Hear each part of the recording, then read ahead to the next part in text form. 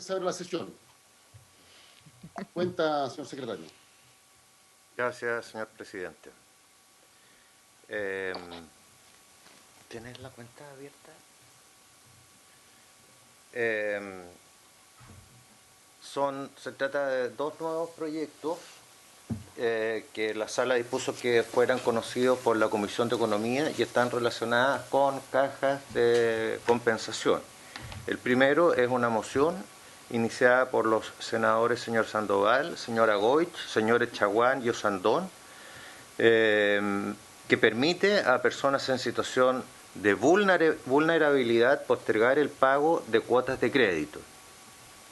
Y el segundo es un proyecto iniciado en moción de los senadores señora Arboe y señora Rincón, con la que inician un proyecto de ley que establece normas para el cobro de créditos derivados del sistema Intercaja. Además, hay una solicitud de audiencia cuando la comisión vea el proyecto de ley sobre de la Cámara de Diputados relativo a servicios básicos, pero solamente en este caso está firmado por el presidente de SOFOFA, el señor Bernardo Larraín, y para que la comisión lo tenga presente en la oportunidad en que este proyecto sea visto. Eso es solamente, señor presidente.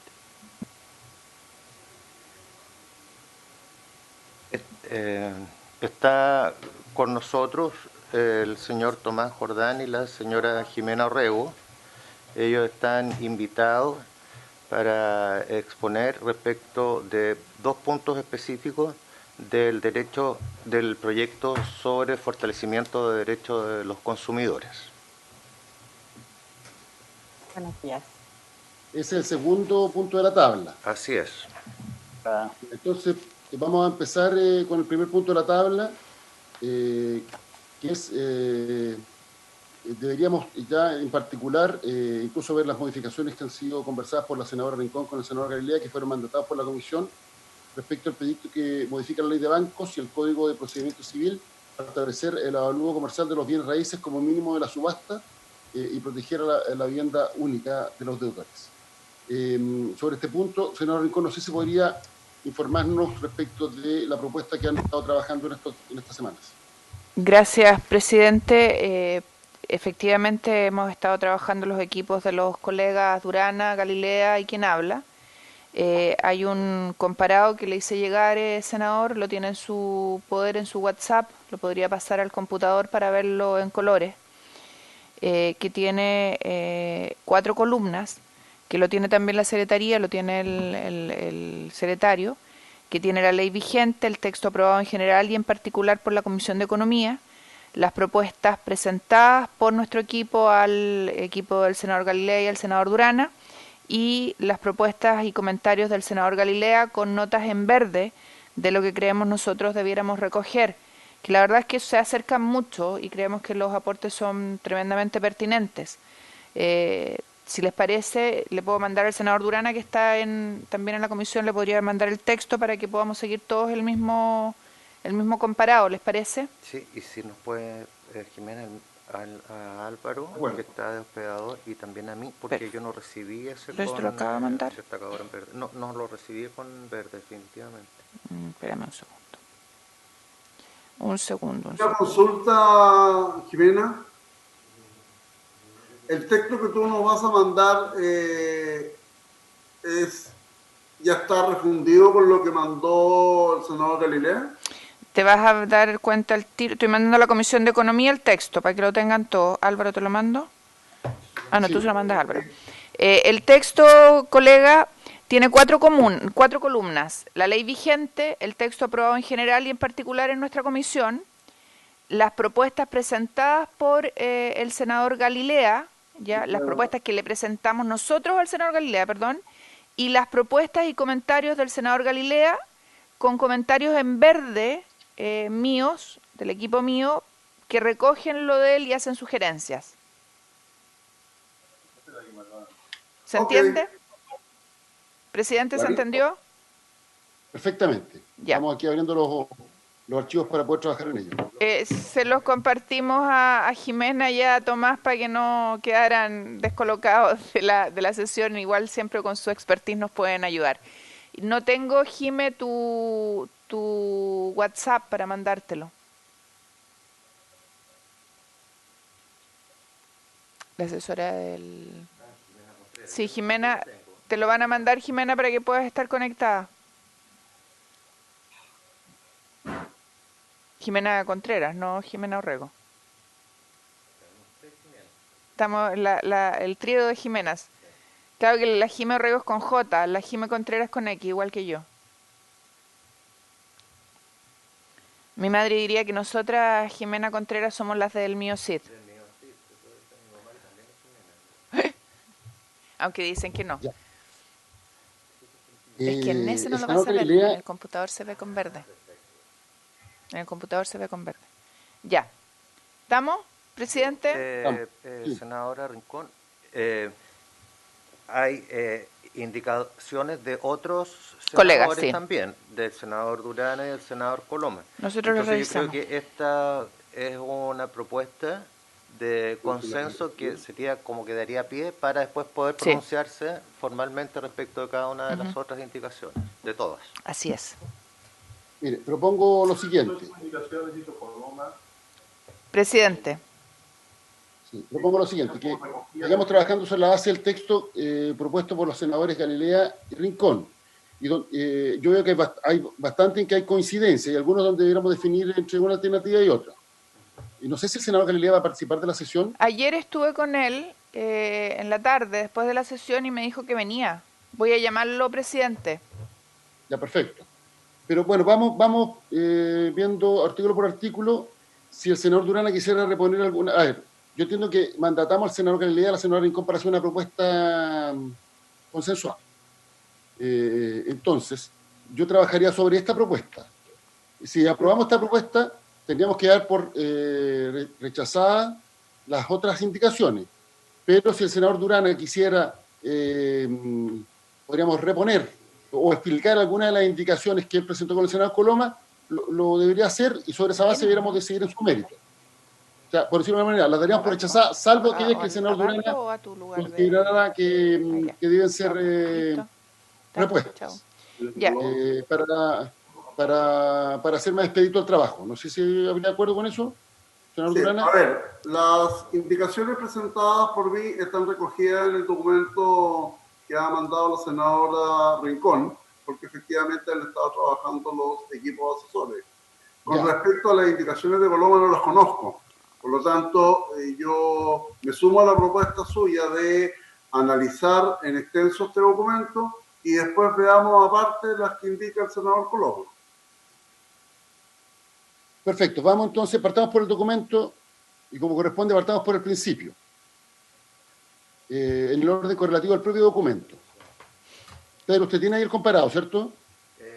Lo estamos cargando porque lo recibimos recién y se va a compartir ahora a través de Zoom. Ahí lo tenemos, Ahí está. perfecto.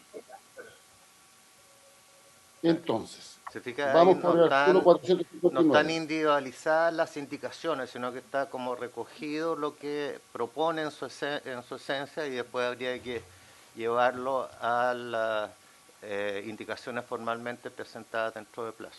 Si les parece, vamos avanzando, presidente, artículo por artículo. Sí, pero mira, para simplificar las cosas, yo entiendo que la senadora Rincón, porque eso es lo que habíamos hablado la semana pasada, ¿se acuerda que yo solicité una ampliación de plazo en sala? Sí, están presentadas. Sí, están todas presentadas, presidente, están todas presentadas en forma. No son las únicas indicaciones presentadas. Entonces, mira, veamos estas. Claro. Aprobemos, rechacemos esta, veamos cuál es el texto que queda. Y si de las otras hubiera que... Y después hacemos una revisión de las otras. Lo más probable es que tengamos que rechazar las otras en la medida en que hayan sido buscadas por las indicaciones presentadas por la senadora Rincón. O que se entiendan subsumidas dentro de... Subsumidas de acuerdo a la naturaleza de la indicación. Perfecto, partamos entonces. Ya, perfecto. Pedro, déle lectura, por favor. Se trata del proyecto que modifica el Código de Procedimiento Civil y la Ley General de Bancos para establecer un avalúo comercial de los bienes raíces como mínimo de las subastas y proteger la vivienda única de los deudores que indica, el proyecto está caratulado así, por medio de la prenda pretoria. Va a estar en Zoom. La primera norma es sobre la cual recaen indicaciones, es el artículo primero, número 1, que sustituye en el artículo 459 del Código de Procedimiento Civil los plazos para oponerse a la ejecución. Y la indicación está ahí. En el texto en el cual estamos trabajando, como es tradicional, pero lo explico por los invitados, en la columna de la izquierda está la ley vigente, en la segunda columna está el texto aprobado en general por el Senado, y en las otras dos columnas están las propuestas presentadas por los senadores Galilea, Rincón y el senador Durana, y la propuesta de consenso que es al final. Entonces, voy a dar lectura. La propuesta presentada al senador Galilea por parte de la senadora Rincón, y lo cual también ha dicho el senador Durana que participa, dice: sustitúyese el artículo 459 por el siguiente. Si el deudor es requerido de pago en el lugar del asiento del tribunal, tendrá término de 8 días hábiles para oponerse a la ejecución. 4 aumenta a 8. Este término se ampliaría en 2 días si el requerimiento se hace dentro del territorio jurisdiccional en que se ha promovido el juicio, pero fuera de la comuna del asiento del tribunal. Aquí hay un comentario, dice el senador Galilea está de acuerdo con la propuesta de la senadora Rincón. Sí, está aprobado. Ya, entonces, la norma actual establece... vayamos ratificando, más corto. Mejor. Sí, la norma actual establece 4 días que se amplían otros 4. Cuando está fuera del territorio... Perdón. Fuera de la comuna asiento del tribunal. Aquí consensuamos, presidente, porque lo que se había hablado era ampliarlo a 10, pero finalmente se amplía a 8 y se agregan 2 días más si es que hay esta diferencia del asiento del tribunal. Ya, pero yo buenos días. Hola, senador Galilea. La verdad que tengo la siguiente, mira, actualmente son 4 más 4, ¿cierto? O sea, son 8 en el caso de que esté en una comuna distinta, que no sea asiento del tribunal. Y ahora entonces van a ser 10, porque sería 8 más 2. Sí. Se amplía la primera vez a 8 y se agregan 2 días más en caso de diferencia de asiento de comuna. Perfecto. Senador Galilea, ¿usted tiene algún comentario que hacer?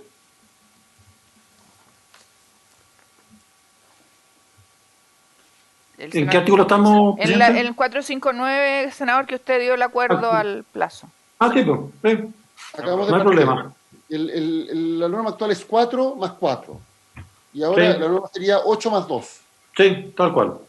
O sea, el 4 se ampliaría a 8 y los 8 días de suma de cuando está fuera del asiento, cuando el tribunal está fuera de la comuna asiento, perdón, cuando la comuna está fuera, o sea, cuando se notifica a alguien que está fuera de la comuna que es asiento del tribunal, se ampliaría 2, o sea, se quedarían 10. 4 iría a 8 y los 8 irían a 10. En términos prácticos. Eso. ¿Habría acuerdo con esta propuesta? Sí. Sí. Senador Durana. Sí. A favor. 4-0. Ya, perfecto. Por tanto, la aprobamos por unanimidad. Unanimidad, sí. Después, la segunda está referida al artículo siguiente, el 460, cuando los requerimientos se hacen en territorio jurisdiccional de otro tribunal de la República. También el proyecto original amplía ese plazo de 8 a 15 días y las indicaciones son ampliarlo, pero a 12 días cuando... No, a 12. Claro. Y estamos de acuerdo. Ya. Entonces se ampliaría de 8 a 12. Sí. Ya. ¿Habría acuerdo, senador Galilea? Vamos. Senador Durana, senadora Rincón, aprobado por unanimidad. Vamos a la siguiente. 444. Sí. Recae sobre el artículo 444, que se refiere a la ejecución cuando recae sobre una empresa, establecimiento mercantil o industrial o sobre cosas o conjunto de cosas que sean complemento indispensable para su explotación. El número 3 del texto aprobado en general propone lo que es el corazón del proyecto. Dice, si la ejecución recae sobre un bien raíz, el inmueble constituye la vivienda del deudor y o su familia, es única propiedad raíz y el deudor ha pagado el 50% o más del capital adeudado, el acreedor solo podrá solicitar la entrega del bien raíz embargado en prenda pretoria y no su remate. Todo pacto en contrario será nulo, sin perjuicio de lo anterior, decretada la prenda pretoria por el juez, el deudor podrá renunciar a ella si a sus intereses conviene. En la tercera columna proponen reemplazarlo por la siguiente norma. Si la ejecución recae sobre un bien raíz cuyo devoluvo fiscal no exceda las 5.000 unidades de fomento y el mencionado bien inmueble constituya la vivienda principal del deudor y o su familia, habiendo ya pagado el deudor 50% o más del capital adeudado, el acreedor no podrá solicitar su remate sino después de haberse producido más de 6 meses continuos de mora, trasladando su vencimiento al final del cronograma original de pagos. Y los comentarios del senador Galilea son los siguientes. Le parece que las expresiones vivienda principal y familia pueden generar diversas interpretaciones y por lo mismo dificultad de prueba. Y por eso propone un texto que es el siguiente. Si la ejecución recae sobre un bien inmueble cuyo avalúo fiscal no excede las 5.000 unidades de fomento y constituye el único bien raíz del deudor, respecto del cual este último ha pagado a la fecha de interposición de la demanda el 50% o más del capital adeudado, el acreedor no podrá solicitar su remate sino después de haberse producido 6 o más meses continuos o discontinuos de mora. Para efectos de este artículo se entenderá que un bien raíz tiene la calidad de único cuando efectivamente ha sido la única propiedad del deudor durante los últimos 12 meses, contados hacia atrás desde la notificación de la demanda. El deudor deberá alegar y acreditar dicha circunstancia en el momento procesal correspondiente. Bastará para acreditar la circunstancia de bien raíz único una declaración jurada y protocolizada ante notario público. La falsedad en el contenido de esta declaración será sancionada con arreglo al artículo 207 del Código Penal. Eso. Ya. Se fue el sonido. ¿Aló? Senador ¿Escuchas? Galilea, ¿nos escucha? ¿Escuchas, Rodrigo? Rodrigo. No escucha. Sí, te estoy escuchando ahora. Ya, ahí nuestro comentario es que tiene que ser solo continuos y sacar discontinuos que agrega el senador Galilea. Y las razones son que el hecho de poner discontinuos permitiría que la persona, si se atrasa un mes al inicio del crédito, por ejemplo, podría sumarse a otros incumplimientos aislados para pedir el remate, y lo que nos parece injusto. Y de hecho, en el derecho comparado se usa que se requiere al menos 6 meses continuos para recién pedir el remate, como por ejemplo en España. Una pregunta, senador Rincón. Pero cuando son 6 meses continuos, un deudor podría pagar una cuota, dejar de pagar 5, pagar otra cuota. Yo entiendo que las cuotas se imputan correlativamente, el pago se debe imputar a la cuota más, a la primera cuota, adeudada, en orden cronológico. Pero si son discontinuos, una pregunta, ¿podría generarse que un acreedor pague una cuota, deje pagar 5, pague otra cuota, deje pagar 5 y de esa manera burle esta normativa? La verdad es que lo que se usa, y por eso recurrimos al derecho comparado, es que tenga 6 meses acumulados de impago, porque puedes haber dejado de pagar el primero, sigues pagando, te pones al día y te lo van a imputar porque te atrasaste en el primero con los 5 siguientes. Entonces nos parecía que no era sano hacerlo. Les aprovechamos de Presidente. preguntar, de hecho, a los profesores que nos acompañan y les parecía razonable sacar el discontinuos. Sí, mi duda es si podría generar el problema de que una persona, para burlar la ley, pague una cuota y deje pagar otra, o sea, que que evite la continuidad de los 6 meses. Presidente. ¿Sí, senador Galilea? A ver,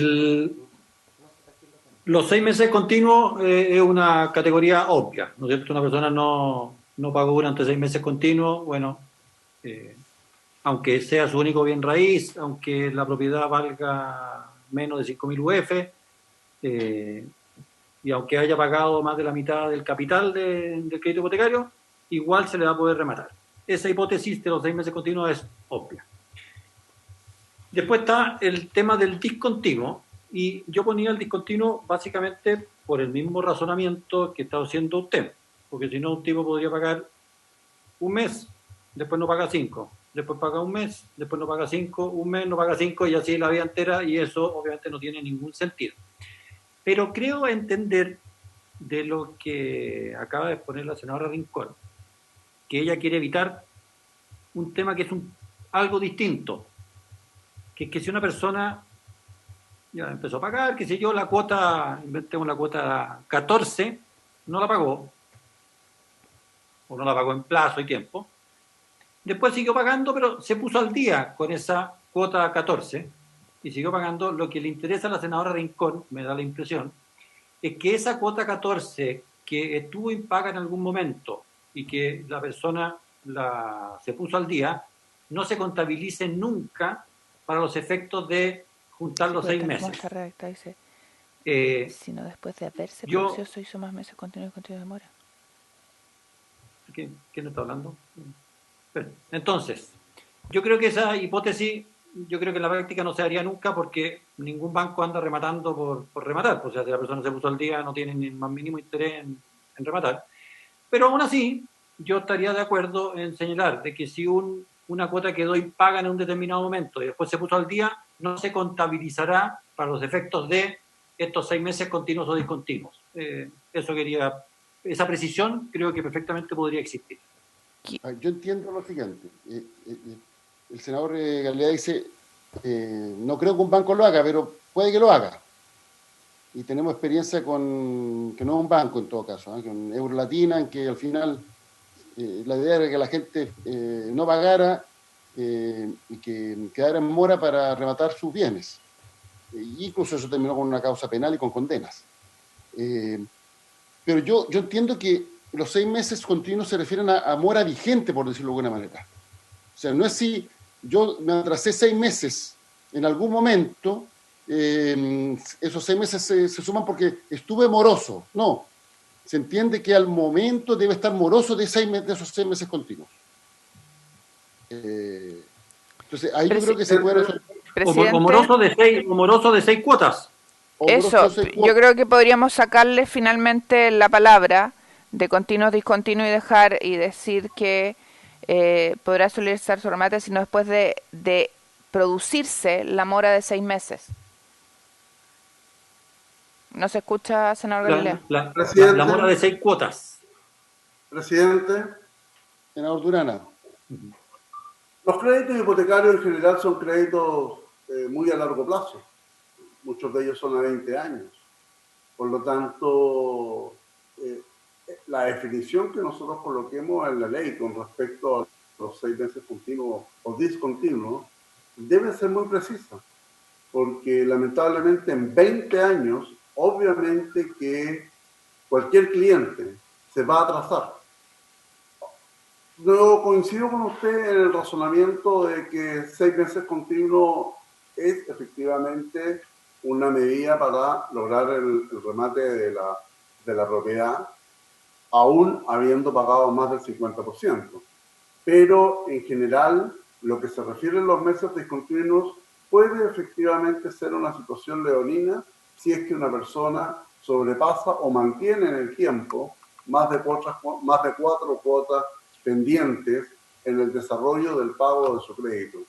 Por lo tanto, creo que debiésemos hacer un esfuerzo para generar una reacción, porque estamos hablando efectivamente de un crédito a largo plazo, y cuando hablamos de 10, 15 o 20 años, pasan muchas cosas en la vida de un deudor hipotecario. Yo creo que si uno recoge lo que señala el senador Galilea y el senador Durana, y nos vamos a la última columna, uno debiera decir que el acreedor no podrá solicitar su remate sino después de producirse o de existir 6 meses de mora, de tal manera que quede claro que son 6 cuotas que no se han pagado, no que alguna vez no se pagaron y que no, sino que no están pagadas, existen 6 meses de mora. Si son continuos o discontinuos, la verdad es que es irrelevante. Yo estoy de acuerdo, no sé si va a aplicar la palabra meses, sino que más bien cuotas. Creo que más, pero que en el momento de demandar hayan al menos 6 cuotas en mora. Yo creo que eso de alguna manera arregla y nos pone a todos de acuerdo. ¿Le parece, presidente, que podamos después que la Secretaría nos busque una redacción alternativa, pero que quede claro el principio?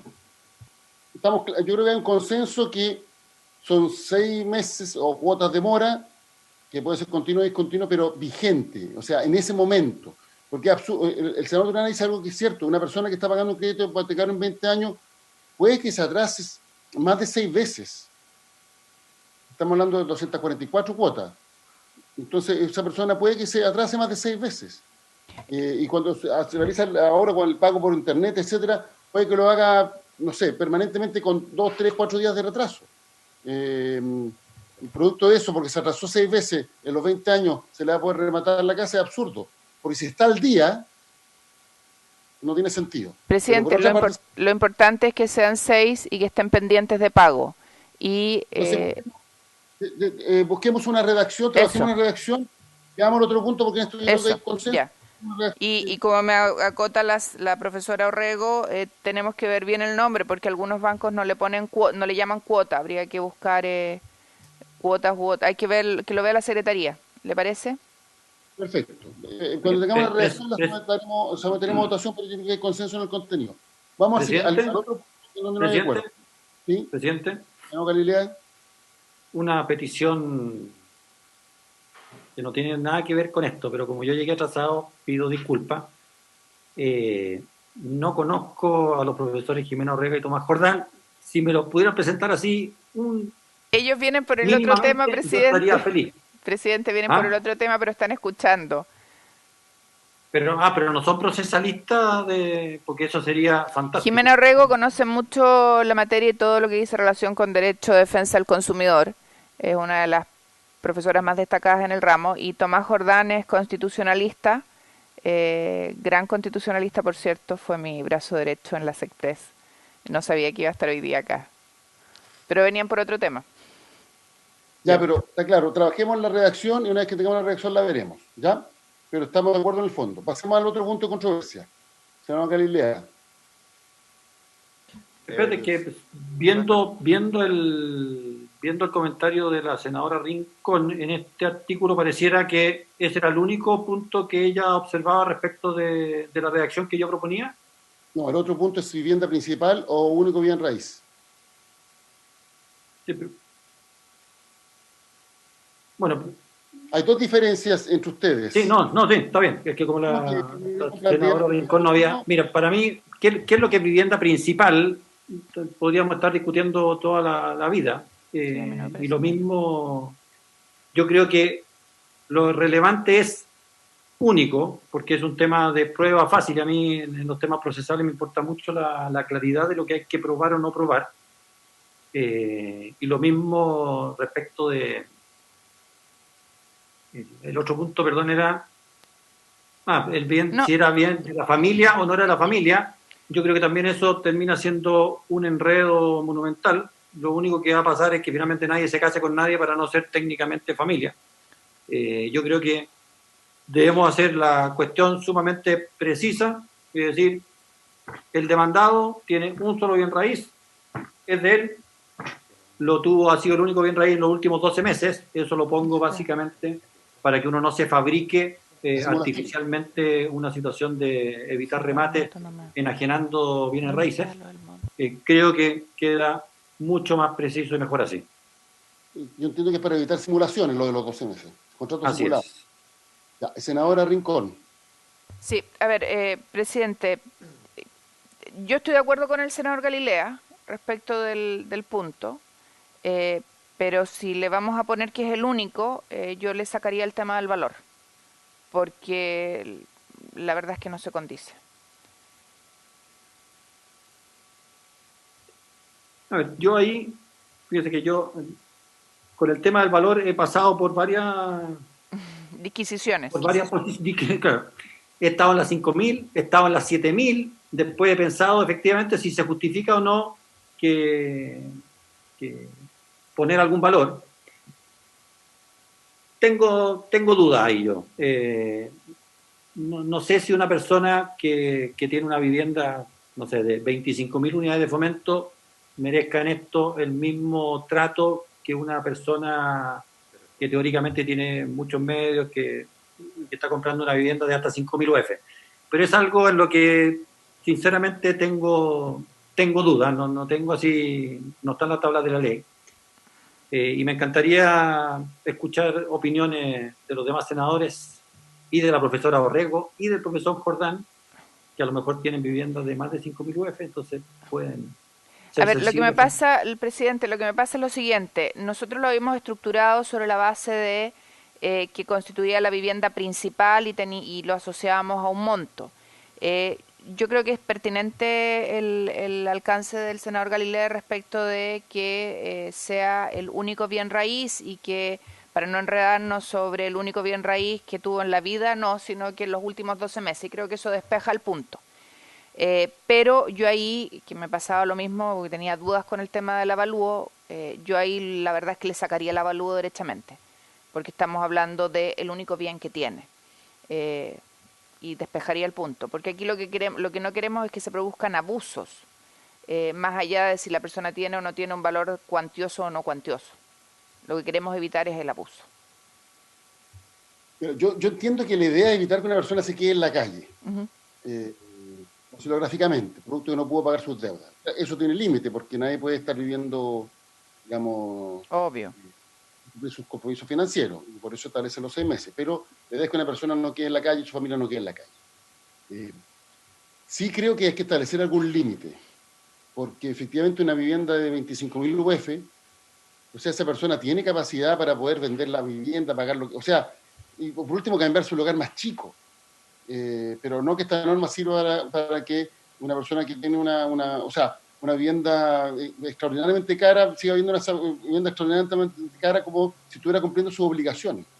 Porque una cuestión es que una persona no quede en la calle y otra cuestión muy distinta es que una persona, producto de esta norma, viva en una vivienda que excede con creces su capacidad de pago y además generando digamos, creo que es injusto respecto a los demás.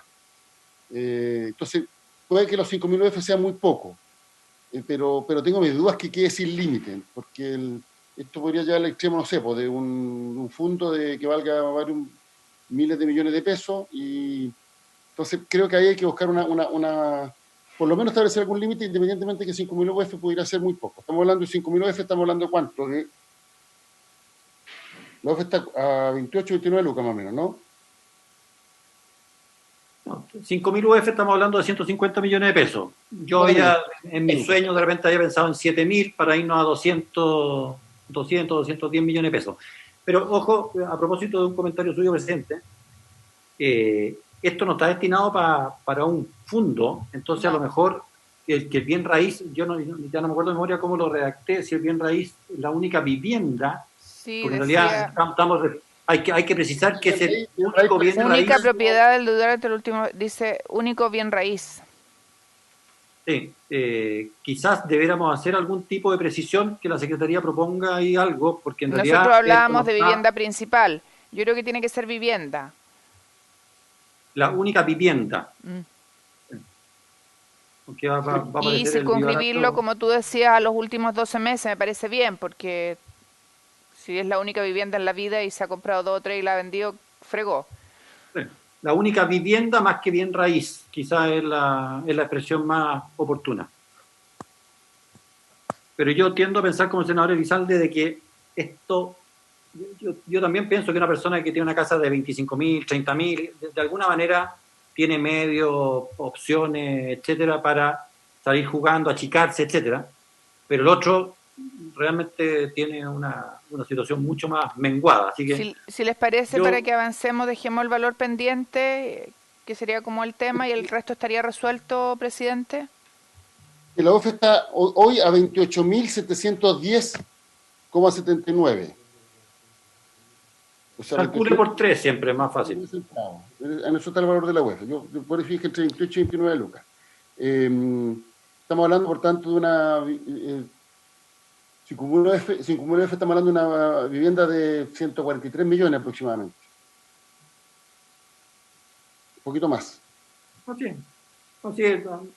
Parece que... Ojo de buen cubero de más o menos 150 millones, si nos vamos a 7.000 nos vamos a cerca de 210 millones y así. Hay una norma en la modificación que se hizo de impuesto para las viviendas que estaban grabadas o sobre lo que estaba grabado, creo que eran 8.000 UF. Podríamos buscar esa norma en la tributaria. ¿Te acuerdas o no? En la última reforma, en el fondo el impuesto patrimonial, ¿sí? que se llama especial, quedó para las propiedades que en su conjunto, para las personas que en su conjunto tienen propiedades por más de 400 millones de pesos. Ese fue el número que no me refería a esa, Rodrigo, me refería al anterior, en el gobierno de la presidenta Bachelet. Cuando hay una ganancia, creo que sobre 8.000 UF. Podríamos ligarla con esa. Ya, mire, estamos claros que... Podríamos buscar ese numerito. Eso. En ese rango yo no tendría ningún problema. ¿Les parece? Pero busquemos esa. Creo, si memoria no me falla, creo que eran 8.000 UF. Entonces lo podríamos dejar ahí y eso es más o menos coherente. No sé si te acuerdas, Tomás. No te acuerdas, ya. Pero busquémosla y la sancionamos en la próxima sesión. Perfecto. ¿Le parece, presidente? Pero en ese rango yo no tengo ningún problema. Avancemos. Está claro que tenemos, yo creo que acuerdo en el artículo y tenemos que poner de acuerdo en el límite. Ya después viene un número 4 del artículo 450. Ese es quien va a determinar si este inmueble constituye o no vivienda principal. También está relacionado con lo anterior. El texto aprobado en general dice: si la ejecución recae sobre un bien raíz, el ministro de fe que practique el embargo deberá certificar si el inmueble constituye la vivienda del deudor y o su familia y si es la única propiedad raíz del deudor, a efecto de lo preceptado en el artículo 444, inciso 3. La propuesta es: si la ejecución recae sobre un bien raíz, el ministro de fe practica el embargo deberá verificar si el inmueble constituye vivienda principal del deudor y su familia. Y finalmente, el senador Galilea dice, da la redacción propuesta para el artículo 400, le parece que no debería incorporar este inciso nuevo al artículo 450, ya que el ministro de fe receptor, por una parte, no le corresponde certificar esta circunstancia como sea, y por otra, no tiene cómo acreditarlo, porque el senador Galilea propone en esa norma, en un punto que no alcanzamos a ver, que es el propio deudor el que debería hacerlo mediante una declaración jurada ante notario. Ya, yo entiendo que este artículo, ahora si aprobamos la redacción anterior, que era de único bien raíz o única vivienda, hay que buscar ahí la redacción porque un cierto eriazo no tiene sentido. Pero ojo, hay que evitar que no sea la única vivienda y que la persona tenga varios bienes raíces. Esto es más complejo, ¿eh? Porque puede decir, sí, es mi única vivienda, pero tengo 10 bienes raíces.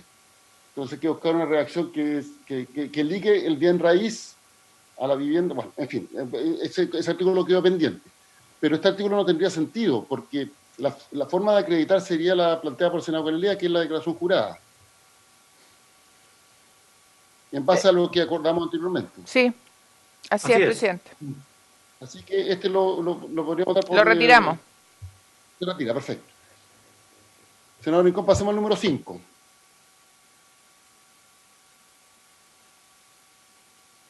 Pedro, quedó retirado el artículo anterior. Perdón, el numeral anterior de la indicación. Número 4. Pasemos al número 5. Claro. Sí, pues se retiran. La senadora Rincón, ¿retiras? No, hay que esperar. Pendiente, presidente. Lo que pasa es que tenemos un texto aprobado en general que dice que si la ejecución recae sobre un bien raíz, el ministro de Fe que practique el embargo deberá certificar si el inmueble constituye la vivienda del deudor y o su familia y si es la única propiedad raíz del deudor o efectos de lo preceptuado en el 4.4, inciso tercero. Entonces aquí vamos a tener que hacer una sugerencia, colegas, de redacción, porque hay que modificar el que está aprobado en general. Sí, lo que pasa es que, a ver, habiendo aprobado uno en general, usted tiene razón, el retiro de la indicación no es suficiente. No, habría que rechazar nosotros el inciso. podríamos votar por suprimir ese inciso. Sí, y ahí se resuelve. ¿No habría problema si acordamos suprimir el inciso No hay problema. de lo El anterior? numeral Porque 4. tiene que quedar coherente con lo que acabamos de Sí. acordar en el número 4. Secretario, Votemos Acaba la- de acuerdo en suprimir eso. Sí. Senador Durana. ¿Está presente el senador Durana? sí.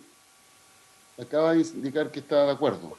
Sí, estoy presente y de acuerdo. Perfecto. Entonces 4-0. se elimina el numeral 4 del proyecto aprobado en general. Sí. Vamos al 5. Pasemos al 5. El 5 también alude al deudor que se encuentra en el caso establecido en el artículo inciso tercero del artículo 444. El texto aprobado en general dice: alegará en la oposición encontrarse, en la circunstancia que va a acotar la comisión en su oportunidad, y ofrecerá los medios de prueba pertinentes solicitando al juez ordene la constitución de la prenda pretoria en caso Esta es la propuesta. Claro. Ese fue el texto aprobado en general. Vamos a ir a las propuestas.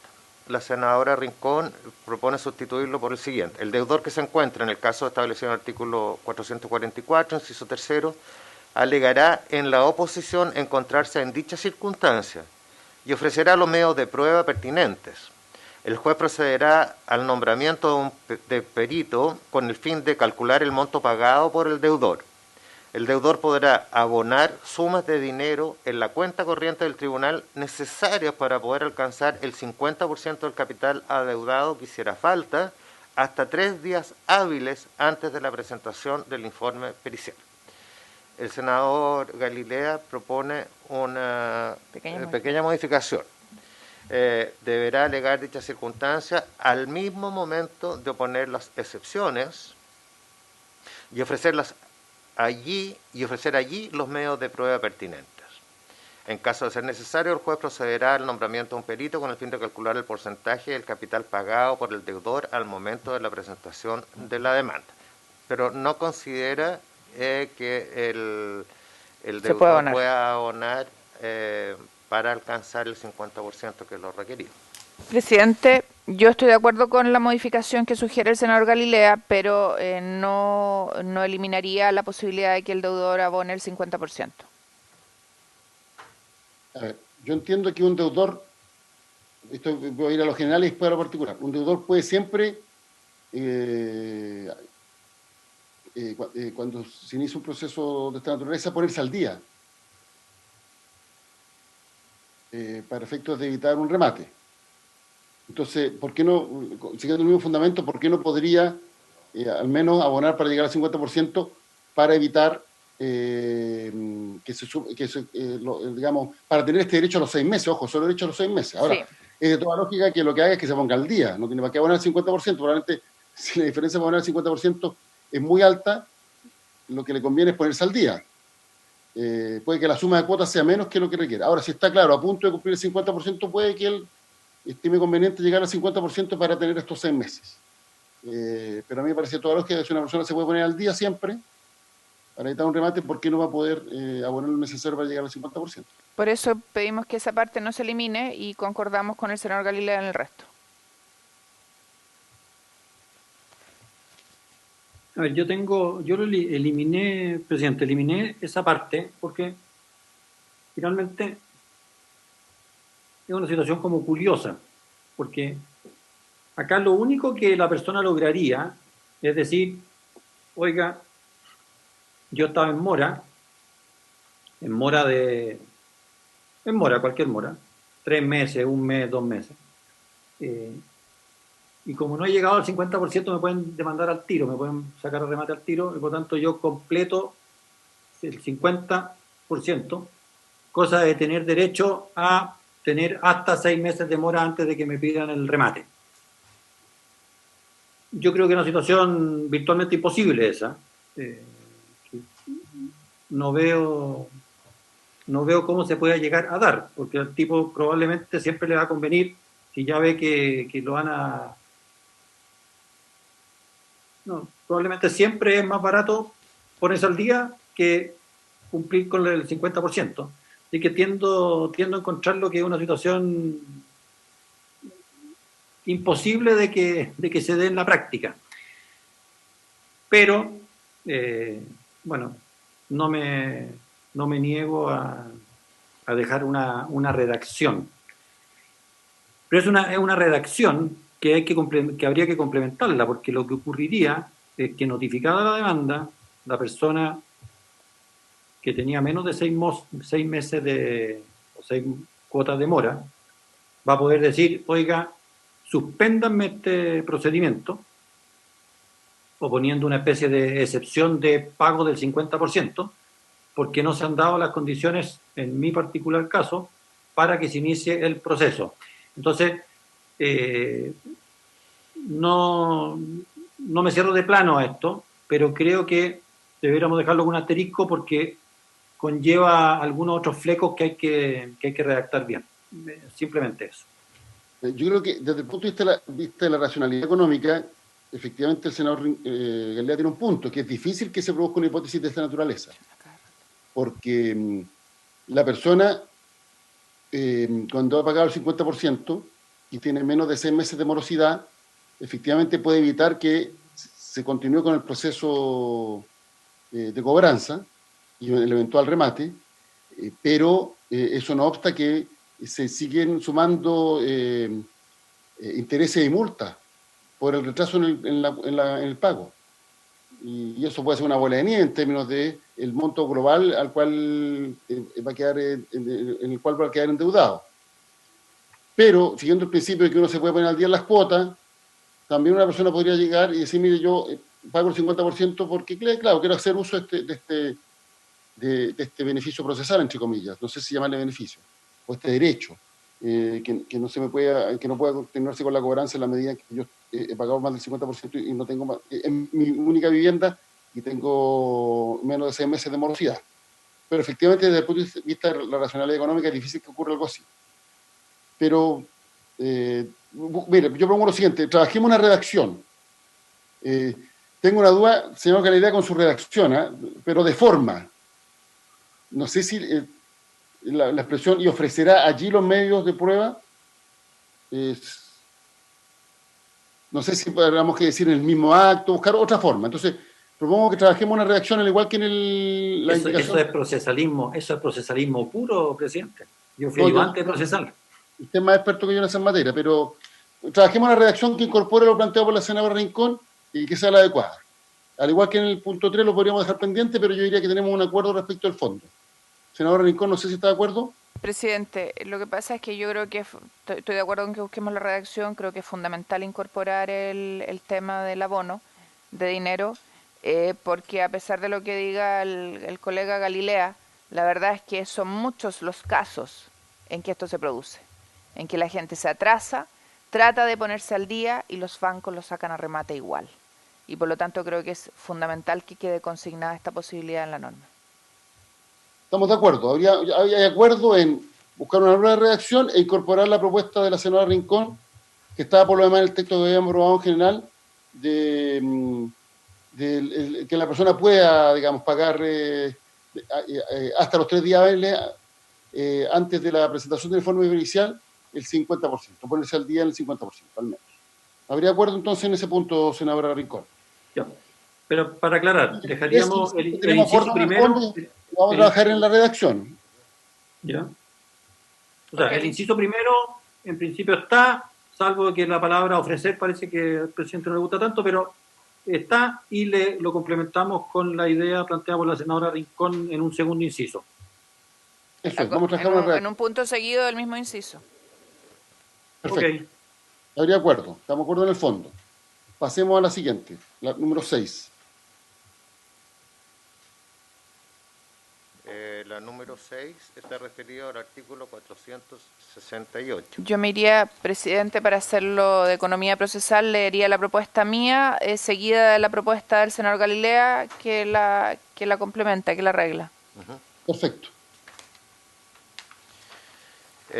Claro, la propuesta de la senadora Rincón aumenta el término para rendir las pruebas, que es de 10 días, que es lo vigente, a 15 días. Y para ampliarse este término hasta 10 días más a petición del acreedor del deudor, la prórroga deberá solicitarse antes de vencido el término legal y correrá sin interrupción después de este. En ese sentido no hay diferencia con el texto vigente.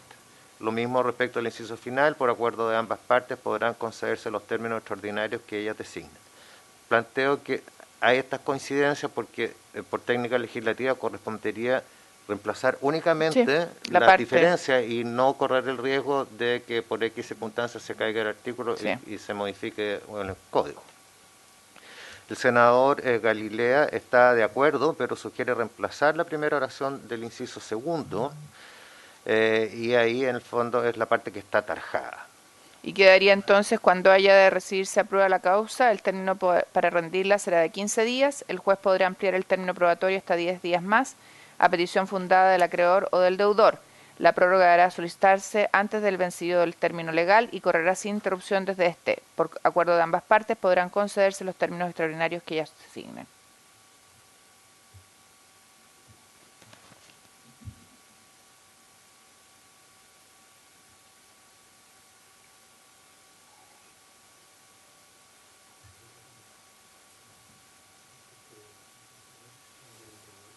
No estoy del todo convencido, ¿eh?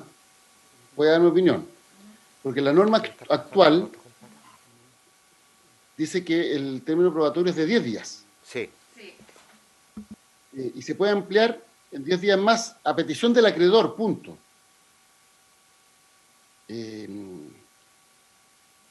Entonces, con la propuesta del senador Galilea vamos a perjudicar al acreedor, porque ahora la petición tiene que ser fundada. Senador, la propuesta es ampliarlo de 10 a 15. Ahora entiendo el punto, sí, está bien. Y después el juez puede ampliarlo en 10 días más. Tiene razón el senador Galilea. Es fundada para el deudor también y para el acreedor, y agrega el deudor, tiene razón. Son dos puntos los que se están modificando, presidente. Uno es llevar el término probatorio de 10 a 15. Y lo segundo es que antes, o sea, la norma actual, Solo el acreedor y ahora puede ser el deudor solo también. le da el derecho al acreedor a pedir ampliación por 10 días y sin ninguna expresión de causa. Entonces, a mí me pareció que para hacer una justicia procesal, ambos pueden pedir ese plazo de 10 días, pero tiene que dar al menos tiene que dar una explicación de por qué necesita ese plazo de 10 días para rendir pruebas. Es simplemente eso. Sí, tiene lógica. Podría, el fundada o no fundada, eso me parece que es absolutamente a juicio del consumidor. Me parece que lo relevante es que hacer equivalentes las posiciones y que si el acreedor tenía ese derecho, el deudor también lo tenga. Si es fundada o no es fundada, a mí me gusta que al menos dé una explicación de por qué necesita más plazo y que no sea algo meramente dilatorio, pero si a usted, presidente, le parece que no tiene por qué ser fundada, yo no voy a hacer un casus belli, como se decía antiguamente, por este tema. Sí, no, tiene razón, porque efectivamente ahora el deudor también puede pedir la ampliación. Y es absurdo, ¿por qué solo el acreedor y no el deudor? Bien, No, yo presidente. incluso estoy de acuerdo con la redacción del senador Galilea, me parece bien. Me ha convencido. ¿Lo aprobamos entonces por unanimidad? Sí, yo por lo menos no tengo... Senador Galilea, 4-0. A favor, presidente.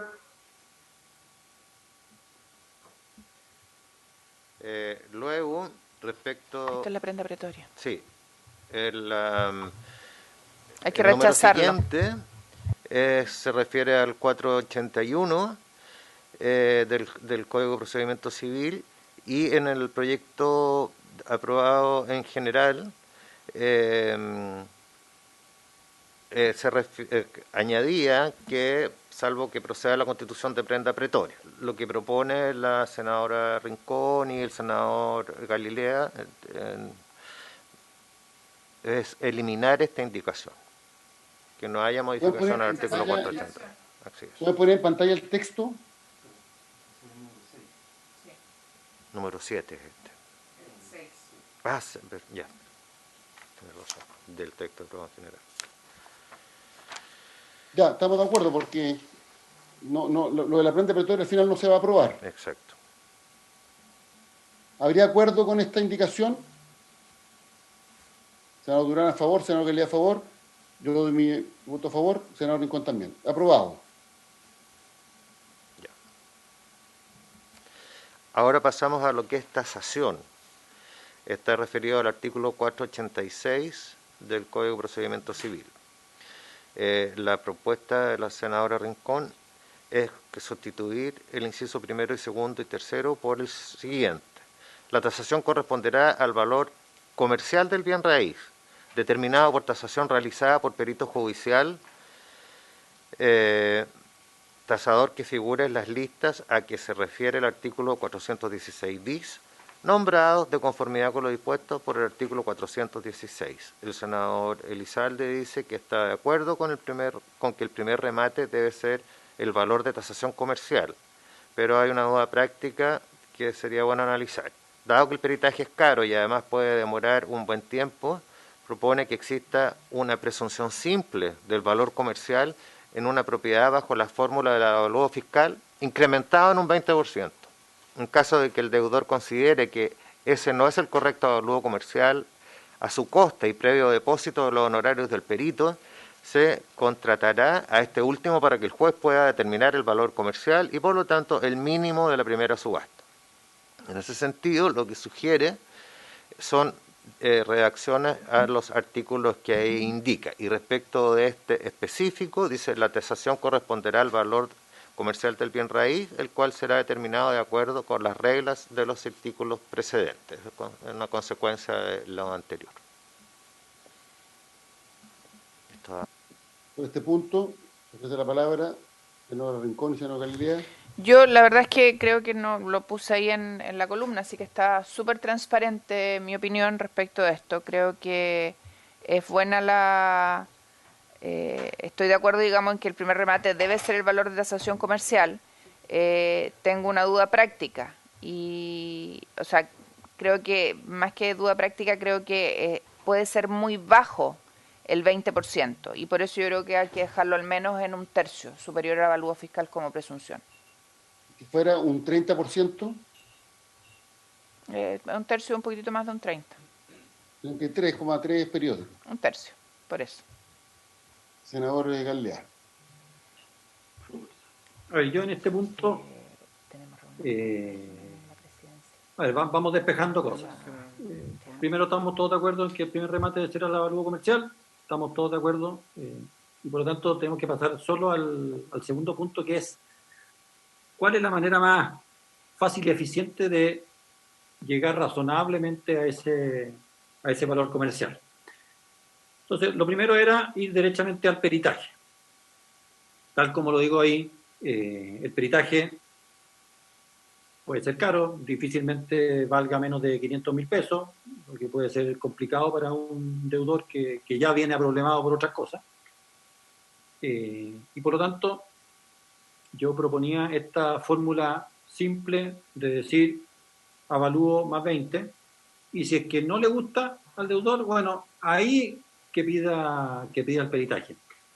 Debo decir que hoy día uno de los grandes puntos de conflicto en los juicios ejecutivos, los juicios hipotecarios, es el punto de la objeción de los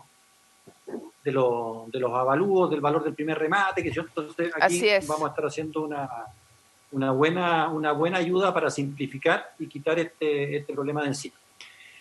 Ahora, ¿por qué yo proponía avalúo fiscal más 20 como porque en mi experiencia Comercial.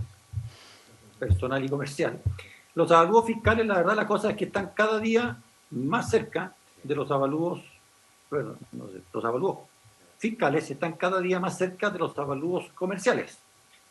A mí en lo que me toca ver, se produce la compraventa de una propiedad, pero se demora muy poco el Servicio de Impuestos Internos en llegar y hacer la corrección de los avalúos para efecto del cálculo de contribuciones. Esto, por supuesto, que puede operar de distintas maneras en distintas comunas, va a depender de cuántas transacciones sean en distintos lugares, en fin. Pero yo prefería, fíjense que en esto prefiero quedarme un poco más bien corto que largo, porque si es que la propiedad quedara por esta vía excesivamente cara y efectivamente pasara a estar sobre el avalúo comercial, después tiene muchas consecuencias para los efectos del segundo y tercer remate y la adjudicación por parte del acreedor. Entonces yo en esto prefiero el riesgo de quedarme corto, porque eso sí tiene corrección, a pasarme de largo, porque en principio eso no tiene corrección en nuestro texto. Ahora, si es que incorporáramos en el texto la posibilidad de corregir también la posibilidad de que el acreedor dijera, oiga, están poniendo un mínimo que es una locura, porque esto evidentemente no vale eso, no vale el avalúo fiscal más 20 o más 30 o más lo que sea, y diéramos la posibilidad de que también el acreedor pida una tasación comercial, cosa de que todas las partes tengan derecho a objetar esta presunción legal de avalúo fiscal más 20 o avalúo fiscal más 30, ahí podríamos zafar de este problema.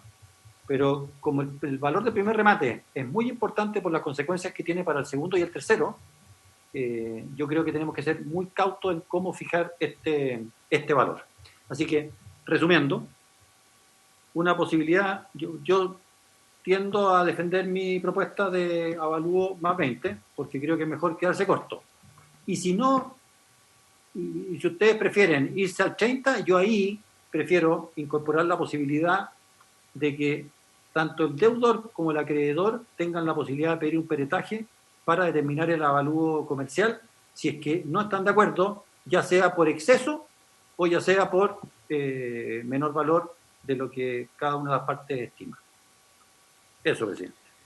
Son las 10:39 y tenemos un segundo punto de la tabla donde tenemos dos invitados. Dejémoslo aquí, presidente, porque yo le voy a rebatir el punto a Rodrigo.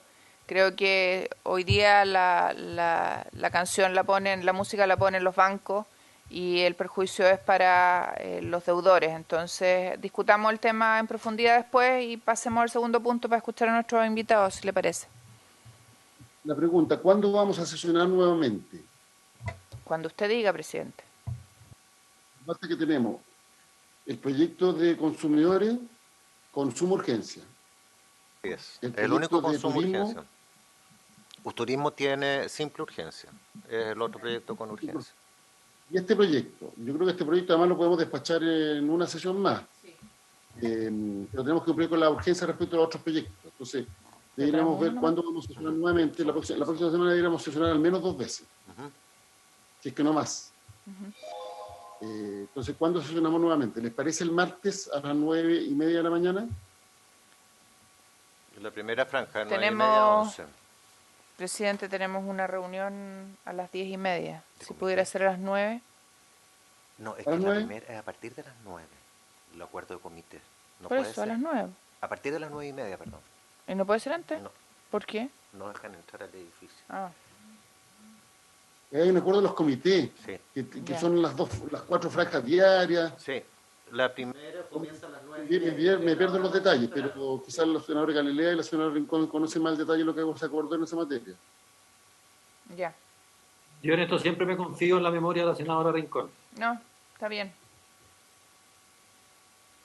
Entonces, martes de 9:30 Que son a 11. así que tienen la representación de sus respectivas bancadas, están empoderados por sus colegas. Está bien, presidente, el martes. A 11:30. Martes a las 9:30 para... Ya, yo haría una sesión, no sé, extensa para toda la audiencia respecto al consumidor, como lo hicimos respecto del proyecto de tarifa. Hay una hicimos sola más, presidente. Y hemos escuchado muchos. Pero ¿quiénes También de la faltan dentro de discusión la en audiencia general. para consumidores? Acordemos entonces el martes y pasamos ahora al segundo punto.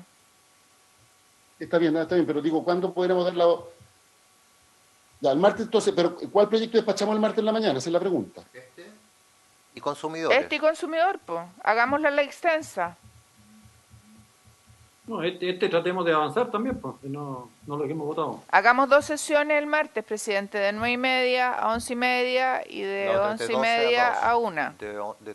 ¿Cómo ver sesión 12 de a sala? 2 es la De segunda. 12 a 2 la otra. Es probable que haya sesión de sala porque tenemos que despacharle el otro proyecto. No va a haber, me dicen. Está perfecto. Entonces, hacemos 2 sesiones el día martes. En la primera sesión despachamos este proyecto y la segunda el proyecto de consumidores. Perfecto. ¿Ya? Perfecto. Entonces ya vamos a escuchar a nuestros invitados. Está Tomás Jordán y Jimena Orrego. Vamos a partir por Jimena Orrego. Tiene la palabra, señora Jimena.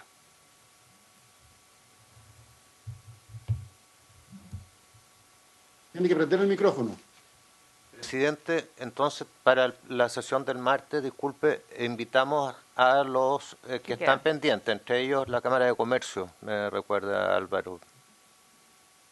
Y vamos a confirmar si es que no habrá otro pendiente también. Las organizaciones de consumidores. Sí, ellos ya han venido, pero vamos a ver si es que hemos recibido una nueva petición. ¿Pero esas audiencias cuándo se hicieron respecto a este proyecto, Pedro? En enero. Perfecto. Ya, entonces le damos la palabra a la señora Orrego. Tiene que prender el micrófono. Vamos a mandar los antecedentes, del 23 de enero.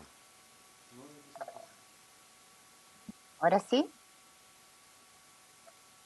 ¿Se escucha? Perfectamente.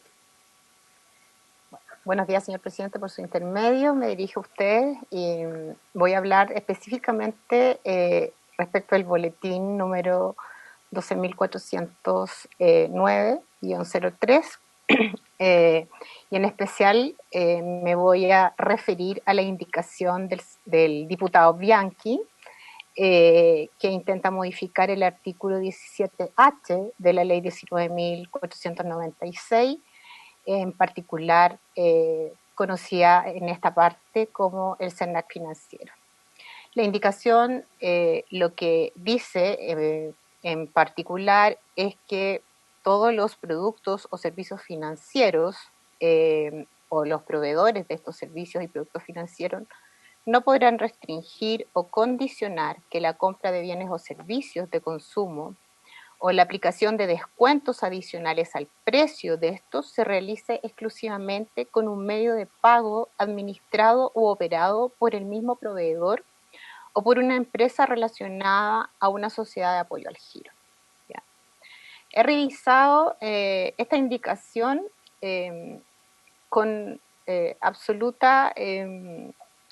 me he preocupado de esta indicación en particular y estoy absolutamente convencida de que es una indicación que es contraria a los derechos del consumidor. Y es contraria principalmente a los derechos de los consumidores más vulnerables y es contraria a los derechos de los consumidores no bancarizados, es decir, a los consumidores más riesgosos. La indicación que de ahora en adelante llamaré descuentos especiales parece estar llena de buenas intenciones. Lo que subyace detrás de ella es evitar el sobreendeudamiento, pero es deber del legislador entender o prever cómo se va a aplicar una normativa como la que se está proponiendo.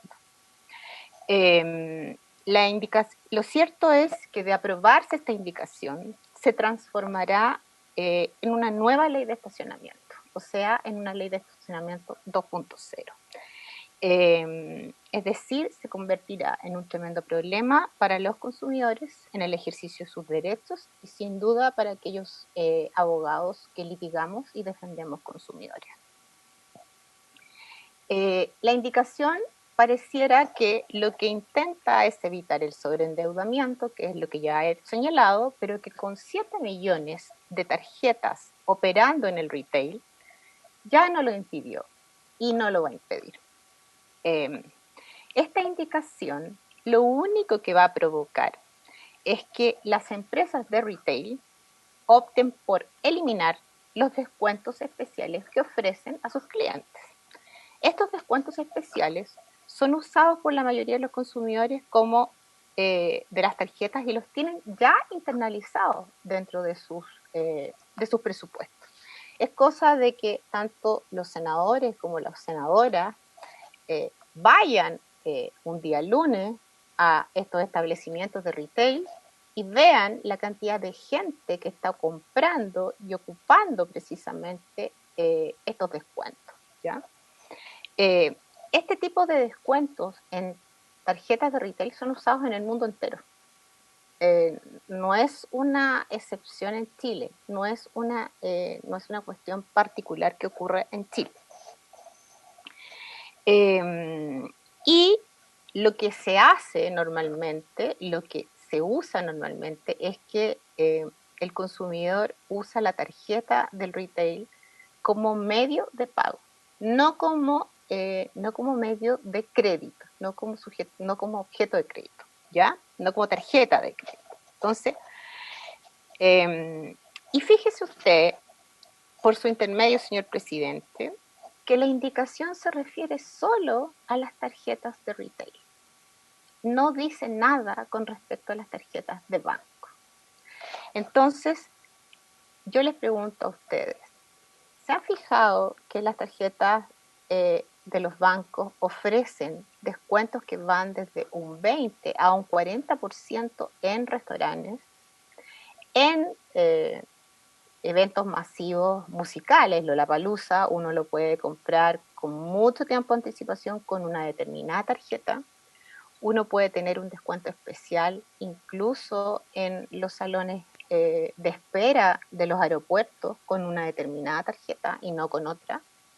Uno puede acceder a descuentos en cines con una determinada tarjeta, pero no puede, con esta indicación, acceder a esos descuentos con tarjetas de retail. ¿Por qué los bancos sí y por qué las tarjetas de retail no? O sea, los que tenemos, los que somos sujetos de crédito bancario, somos bancarizados, tenemos todas las posibilidades de obtener los descuentos.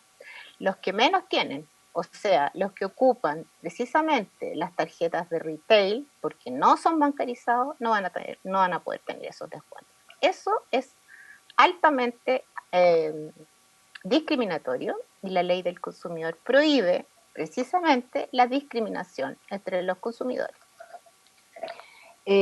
Ahora, en esta época que estamos viviendo, precisamente lo que más necesitan los consumidores más vulnerables son descuentos. ¿Qué están ocupando los consumidores vulnerables? Precisamente las tarjetas de retail. Hoy por hoy, si ustedes hacen una investigación, las tasas de interés de los bancos en las tarjetas se asemeja de una manera impresionante a las tasas de interés de las tarjetas de retail. No tengo el dato duro, pero sí puedo sostener que eso es cierto. Lo puedo mandar. Ahora, me pregunto yo, ¿qué pasará cuando los consumidores, de aprobarse esta indicación, cuando los consumidores que ya tienen asumido que hay descuentos en determinados días para carnes, para la compra del mes, etcétera, etcétera, hagan la compra y ya no reciban ese descuento? ¿Qué pasará ahí? Eso se convertirá de verdad en una ley de estacionamiento. Con una buena intención va a terminar en una ley mal aplicada. En consecuencia, le comento, señor presidente, por su intermedio, que esta indicación ya fue propuesta 2 veces con anterioridad. una vez a propósito de como un atentado a la libre competencia, y otra vez precisamente para modificar la ley 19.496. Y las dos veces fue escuchada, fueron oídos incluso la Fiscalía Nacional Económica, y se desechó, precisamente porque es una normativa que no afecta a los derechos del consumidor, y yo estoy convencida de eso, siendo yo una experta en derechos del consumidor que me dedico además a defender consumidores.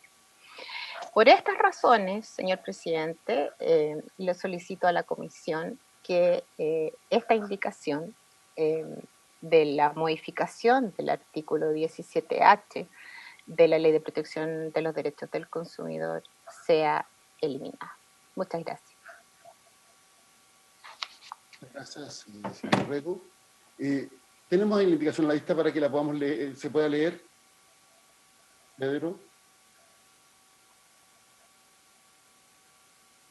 La del señor Bianchi. No, sí, lo que entiende la Secretaría es que, como está puesto en el comparado que se está viendo, hay una oración final, en el inciso final justamente del artículo 17H, que fue eliminada por la Cámara de Diputados en primer trámite, y por tanto es el texto que está conociendo la Comisión, que es la parte que está destacada, que es lo anterior es sin perjuicio el derecho al proveedor a ofrecer descuentos o beneficios adicionales asociados exclusivamente a un medio de pago administrado u operado por cualquiera de los sujetos señalados. Esa parte se eliminó, y sobre eso es lo que está conociendo ahora la Comisión en el segundo informe. Perdón, lo que usted está diciendo es que no se elimine esa parte, señora Orrego. No, lo que se introdujo en sala, señor presidente, es lo siguiente. ¿Me permite leerlo? Sí, adelante. Dice, el proveedor de productos o servicios financieros no podrá restringir o condicionar que la compra de bienes o servicios de consumos o la aplicación de descuentos adicionales al precio de estos se realice exclusivamente con un medio de pago administrado u operado por el mismo proveedor o por una empresa relacionada o una sociedad de apoyo al giro. Esa fue la indicación del diputado Bianchi, del diputado Bianchi, en sala, cuando ya había sido desechada o rechazada en la Comisión de Economía de la Cámara. Presidente, si me permite, es que nosotros entendemos que eso es la ley vigente. Claro, con una pequeña modificación, que es la letra A. Estamos perdidos. ¿Sí?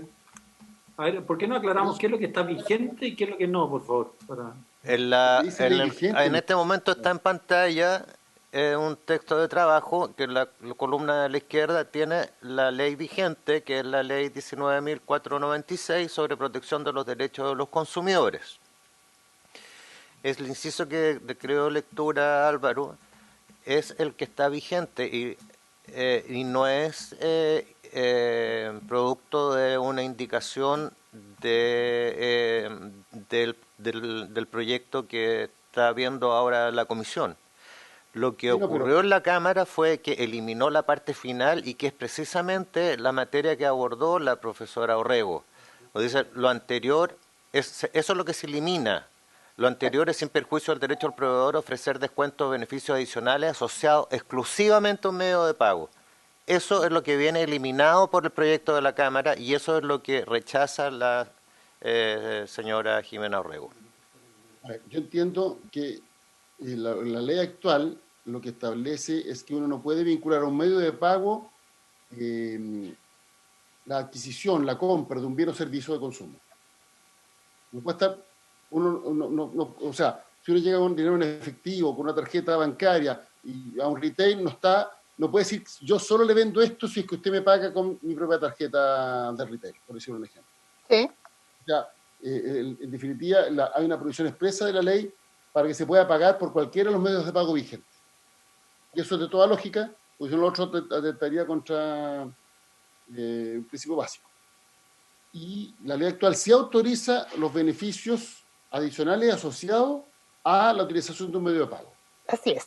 Se había eliminado en la Cámara de Diputados lo que se aprobó en general en el Senado, y usted está en desacuerdo con que se elimine esa oración final. Sí. Eso es Así es. Perfecto. Y el senador Galilea comparte su punto de vista. Hay una indicación propuesta presentada por él que dice que para suprimir la eliminación. Eso significa para mantener el texto vigente. Está claro, señor Orrego, le agradecemos su exposición y le damos la palabra entonces ahora a Tomás Jordán. Perdón, presidente. Señor Galilea. Quería aprovecharme de doña Jimena Orrego, independiente de que compartimos de que esta norma que pretende eliminarse, o sea, que hay que eliminar, perdón, nosotros somos partidarios de que siga existiendo, y de que los proveedores puedan. Hay un tema que no sé si usted o Tomás Jordán después cuando hable le han metido cabeza, que es el tema de las tarjetas de crédito. Porque ahí hay toda una temática de las 3, de las 4 partes, etcétera. Y ahí puede haber un estímulo hacia ciertos medios de pago que teóricamente son independientes de los bancos, pero que en la práctica, por mecanismo de pago de lo que se llaman los rebates, terminan siendo nada de independientes, sino que completamente socios en un mecanismo para terminar obligando a los consumidores básicamente a usar determinados medios de pago. Y tengo entendido que en la Comunidad Económica Europea se está avanzando muy fuertemente en obligar a todos los intervinientes del proceso a que los clientes, los consumidores al final del día, siempre puedan contar con una tarjeta de pago que no sea técnicamente las tarjetas de crédito, sino que estén asociadas a los fondos que ellos tienen disponibles en sus propias cuentas corrientes y que por lo tanto debieran tener costos cercanos a cero porque es plata que ellos tienen. Entonces, acá hay que empezar a meterle cabeza a esta discriminación positiva que aparentemente está haciendo todo el sistema financiero hacia el uso de las tarjetas de créditos, de las cuales ellos no son dueños, pero finalmente son socios, a través de los rebates, y generar una obligatoriedad de tarjetas de muy bajo costo que pueden usar los consumidores cuando efectivamente tengan fondos disponibles en su cuenta corriente, porque ahí no tienen por qué cobrarle ninguna comisión alta de ningún tipo. No sé si usted se ha metido en el tema, a lo mejor es para otra sesión, porque me parece que es un tema que se nos viene encima y que es sumamente interesante, independiente de este punto. Era eso, presidente. Yo tengo, por su intermedio, señor presidente. Adelante. Bueno, ese es un tema que se está tratando y se está intentando hace muchos años. De hecho, el metro, a través de la tarjeta VIP, cuando se implementa la tarjeta VIP, lo que intenta, la tarjeta VIP todos sabemos que es una tarjeta obsoleta, que ya no se usa en ninguna parte del mundo, es muy antigua, de una tecnología muy deficiente. Entonces la idea de cuando se intenta modificar al administrador financiero, o perdón, al administrador tecnológico de Transantiago, es que precisamente la tarjeta sirva, como lo que está diciendo el senador, como medio de pago, de manera tal que se pueda usar no solamente para pagar el metro, sino que para pagar cualquier cosa, y eso tendría casi costo cero. Así que sí hemos estado hablando de ese tema hace bastante tiempo. Es muy interesante.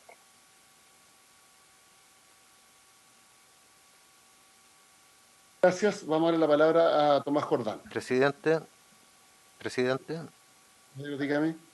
es que quería, para efectos del informe, consultarle a Jimena Orrego si ella está en contra de las dos modificaciones de la Cámara a esa disposición, porque yo di lectura solamente a esa de la eliminación de la oración final, pero en la letra A, en el fondo lo que hace es precisamente lo que ella indica que está en desacuerdo, cuando se agrega que no podrán restringir o condicionar la compra de bienes o servicios de consumo o la aplicación de descuentos adicionales al precio de estos que se realice exclusivamente con un medio de pago administrado o operado por el mismo proveedor, por la empresa relacionada a una sociedad de apoyo al giro.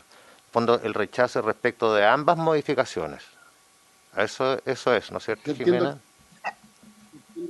Sí, el rechazo es precisamente... Perdón.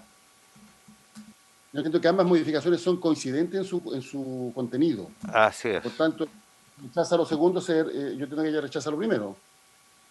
O sea, por su intermedio, señor presidente, lo que rechazamos es precisamente la prohibición que se hace, porque esta es una prohibición, de que las empresas o las tarjetas de retail sean solo ellas las que no puedan, en el fondo, otorgar descuentos adicionales, descuentos especiales a sus clientes. Eso es lo que rechazamos. Ese es el fondo del rechazo. ¿Y si fueran todas las tarjetas, también mantendría su posición? Lo que pasa es que el tema va más allá de solamente las tarjetas, sino que lo que tiene que ver acá es con que el consumidor tiene asumido, o sea, es un beneficio para el consumidor que le otorguen descuentos. O sea, el 6% del descuento en la compra de los lunes es un gran descuento. El 40% de descuento, el 10% de descuento en las carnes los jueves es un gran descuento. Está asociado a un medio de pago.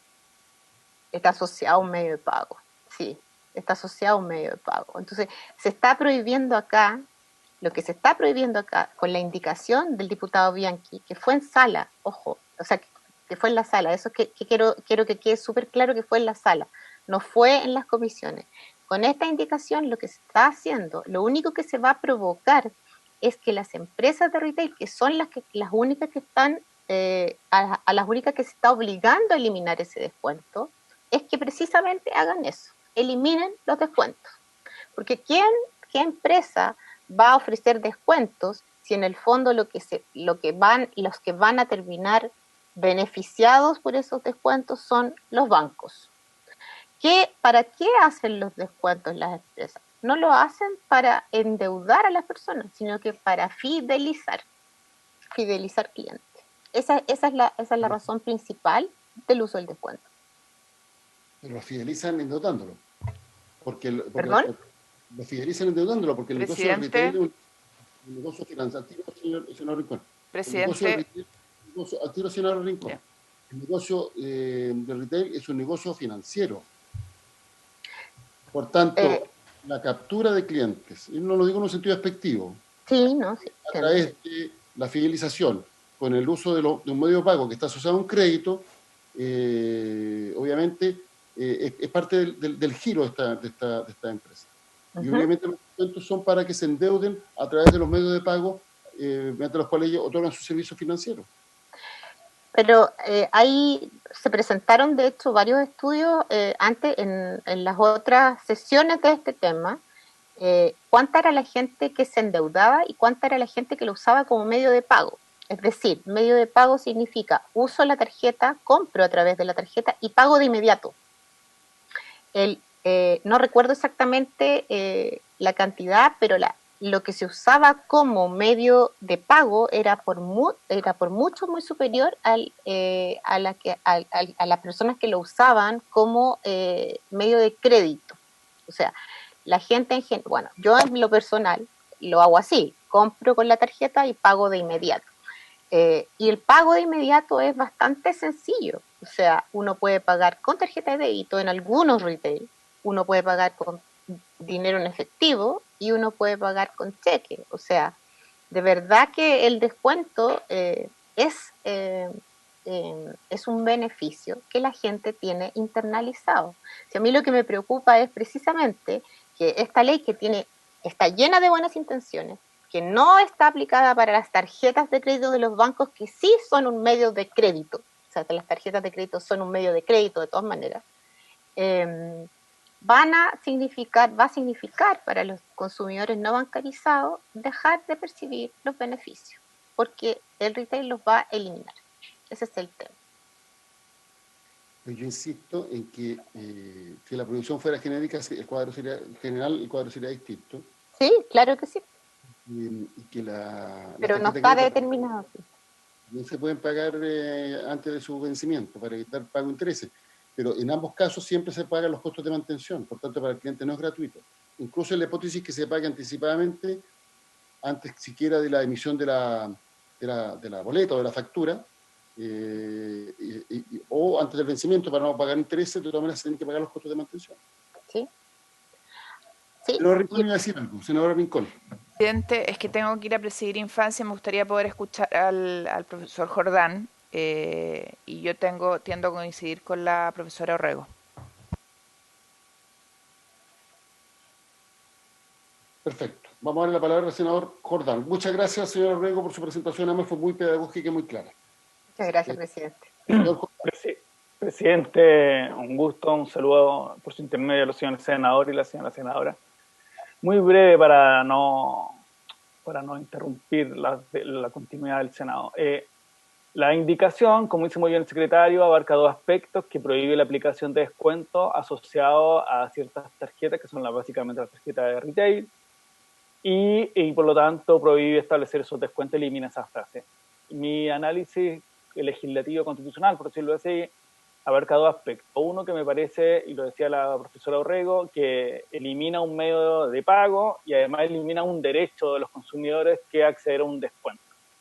Eso, independiente si la persona utiliza como medio de pago, como medio de crédito, lo claro está es que con esa tarjeta accede a un descuento en su compra. Por lo tanto, eso es un derecho que el sistema le está estableciendo y a partir de este 7H le faculta y permite a los establecimientos de comercio ofrecerlo. Entonces, mi primer análisis al revisar el proyecto de ley es que esta ley es una ley pro consumidor y en la idea matriz básicamente establece derechos hacia los consumidores y deberes hacia la industria. Y esto me parece que es una indicación que curiosamente va en contra, en una línea distinta a la idea matriz del proyecto, porque básicamente, como yo digo, le elimina un derecho a los consumidores, por lo tanto tendrían que pagar o al contado, sin acceder a descuento, o con otra tarjeta de crédito. Entonces me parece que en términos de técnica legislativa general, y es una decisión propia de la Comisión y del Senado, pero me parece que es un proyecto que va en una línea distinta a las ideas matrices del proyecto. Lo segundo, me parece que toda medida legislativa, y usted lo sabe muy bien, tiene que pasar el test de razonabilidad. ¿Qué significa? Que las medidas legislativas, que en este caso restringen un derecho, deben estar justificadas. Es decir, la razonabilidad que se le exige a toda medida significa que el legislador tiene que dar los motivos por qué está concurriendo a esa decisión. Y eso es una cuestión constitucional en que el 19 número 26 dice que todo límite a los derechos debe justificarse, y es una doctrina muy clásica del Tribunal Constitucional. La pregunta es cuáles son las razones entonces para establecer esa medida, y eso las tenemos que buscar en la historia de la ley o en el propio texto. Y en la historia de la ley, como lo decía muy bien el senador Orrego, el diputado Bianchi expresó ciertos motivos en la sala de la Cámara de Diputados por qué incorporaba esto. Y la primera razón dijo que estaba prohibiendo una venta atada. Entonces, la pregunta es si esa prohibición de aplicar descuentos asociados a una tarjeta es una venta atada o no. El CERNAC publicó una resolución, la 0188 de 2019, que reguló las ventas atadas y la Liga la define aquella operación en que para la adquisición de un determinado producto o servicio financiero se exige la contratación de otro producto o de servicio de manera imperativa. Por lo tanto, podemos afirmar que lo que expresa en la sala el diputado no es precisamente una venta atada. Por lo tanto, esta indicación no viene a regular o a prohibir las ventas atadas.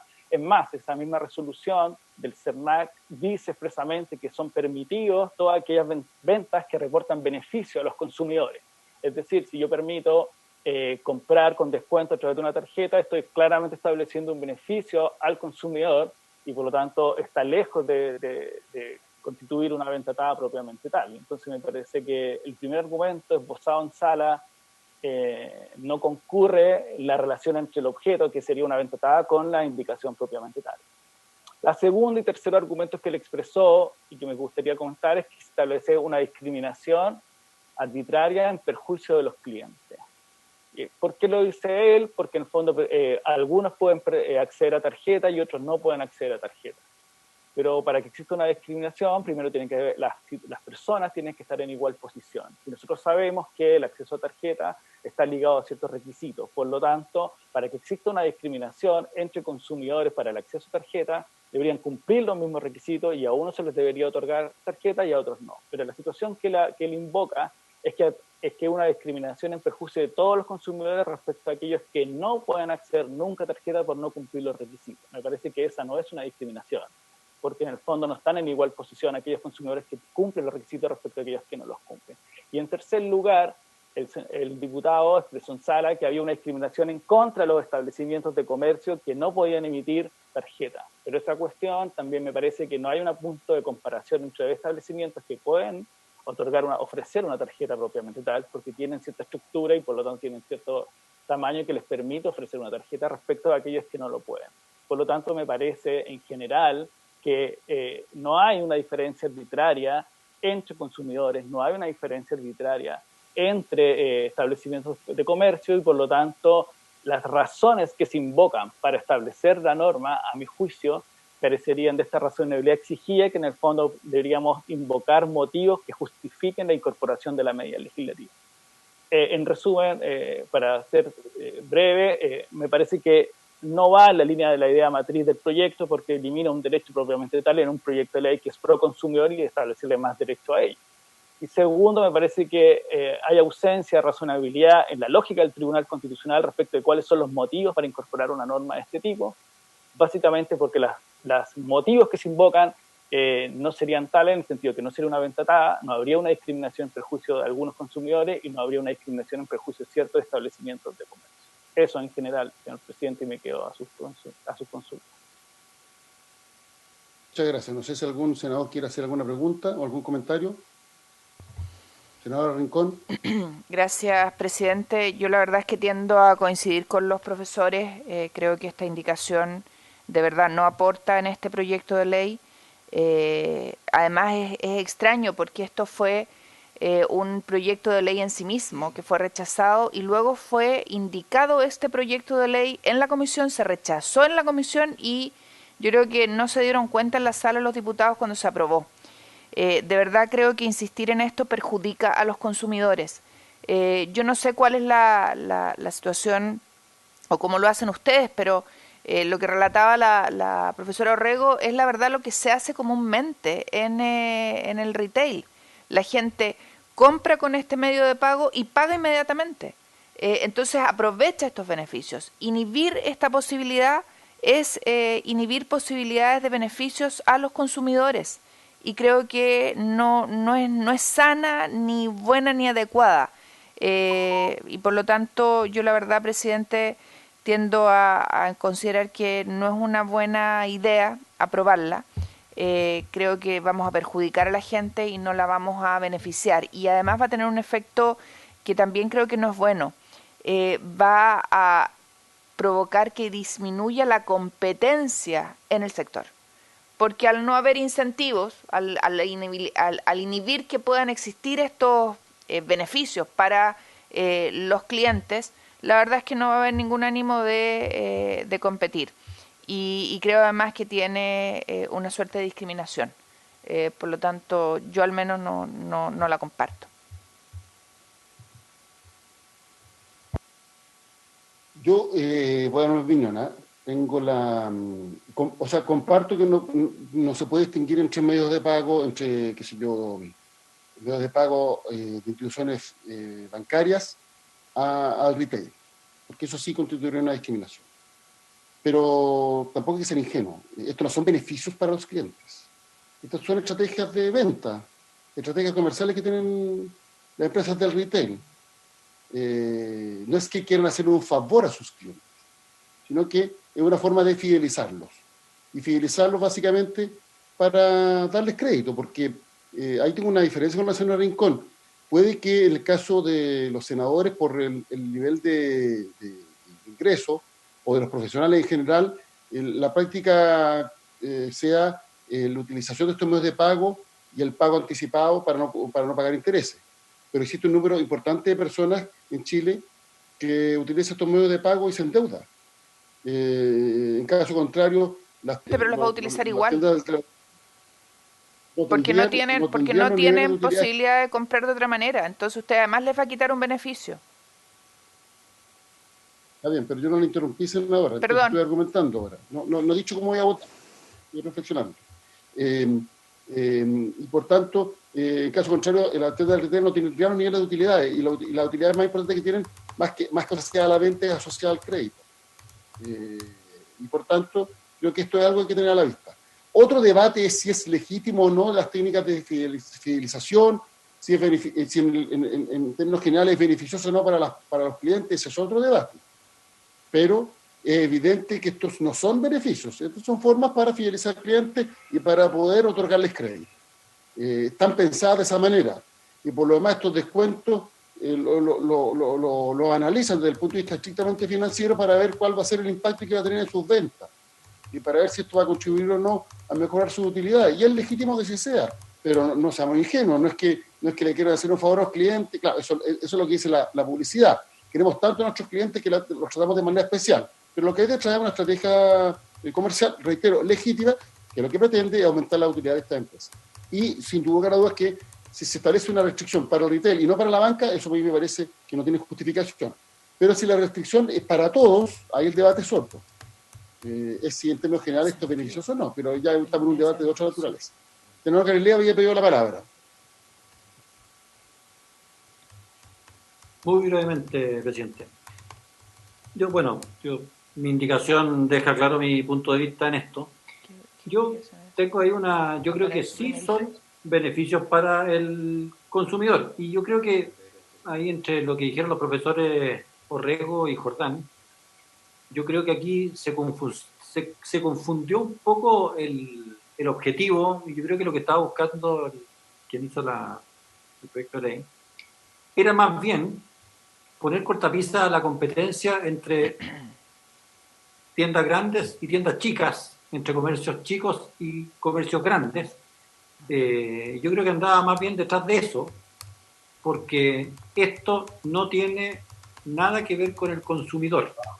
Esto podrá limitar competencia entre grandes y chicos, qué sé yo, que es otro tema, que es otro análisis, pero la verdad es que siempre que se puede hacer un descuento, eso va a ser bueno para el consumidor. Suena básico y burdo lo que estoy diciendo, pero si es que efectivamente alguna tienda, por X razones, puede asociar mejores precios a través de determinados medios de pago, bueno, eso puede dolerle al competidor, pero no le va a doler en principio al consumidor, y lo que se trata de esta ley es proteger al consumidor, simplemente eso. Presidente. Durana. El senador Durana, Senador presidente. Durana. Sí, no sé si me escuchan, senador Durana. Sí, ahora sí lo escuché, presidente. Primero agradecer a los profesores por su explicación tan pedagógica y me sumo a las palabras que se han planteado en torno a este artículo o esta indicación, porque creo que efectivamente estamos en el siglo XXI y la libertad de las personas es un bien preciado, y lo que nosotros hemos estado generando en esta y otras leyes es cómo los protegemos, pero no cómo les impedimos el que puedan acceder a distintos tipos de beneficios. Las tarjetas de crédito hoy día son mundiales, ya la gente no viaja al extranjero no solo por el COVID-19, sino que no viaja con dinero en efectivo, y por lo tanto el uso de la tarjeta de crédito incluso permite beneficios en el extranjero. Por decirlo menos, Uruguay, por ejemplo, tiene en todo el país el beneficio de la devolución del impuesto al turista extranjero, y es automático. Es automático. Uno paga con tarjeta de crédito y de inmediato recibe este beneficio. Por lo tanto, el que las personas no puedan acceder a un beneficio de acuerdo a la competencia y finalmente a la decisión que tome cada empresa, creo que finalmente es una decisión libre, autónoma, personal e informada que tiene que tomar cada consumidor. Más aún si es que muchas de ellas, aparte del descuento, tienen la posibilidad de poder pagar en 3 cuotas precio contado. Por lo tanto, me sumo finalmente a votar, no sé si a favor o en contra, pero finalmente a sacar de la ley esta indicación. Gracias, presidente. Ya, vamos a entrar en la votación, tenemos la última audiencia el día martes y ahí ya podríamos pasar a votar el proyecto en particular. Uno de los que solicitó audiencia es un asesor del diputado Bianchi respecto de este tema. ¿Y no puede ir el diputado Bianchi directamente? Yo también le dije que como diputado no necesita invitación. Le vamos a informar que la comisión va a tratar el proyecto. Sí, sería bueno escuchar al diputado, su punto de vista. ¿Ya? Bueno, no sé si hay algún otro comentario. No, presidente. Habiéndose cumplido el objeto de la sesión, se levanta. Agradezco a Tomás Jordán y a Jimena Rico por su exposición y a Jimena Contreras, que nos estaba acompañando como representante del Ministerio de Economía, escuchando ahí toda la intervención. Así que, se levanta la sesión. Muchas gracias. Gracias, presidente. Muchas gracias.